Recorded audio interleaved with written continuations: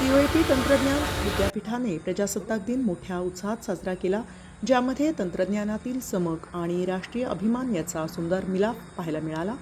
COAP तंत्रज्ञान विद्यापीठाचे कुलपती डॉक्टर सुनील भिरूड यांनी राष्ट्रीय ध्वज फडकावला. डॉक्टर दयाराम सोनवणे, प्राध्यापक, विद्यार्थी, कर्मचारी व आदी मान्यवरांचा समावेश होता. यंदाच्या ड्रोन शोचे मुख्य आकर्षण होते भारतीय ध्वजाला पुष्पांजली, ज्यामध्ये एक मॅन्युअली नियंत्रित ड्रोनने ध्वज फडकवल्यानंतर त्वरित ध्वजावर पुष्पांचा वर्षाव केला, जो देशप्रेम आणि अभिमान व्यक्त करणारा होता.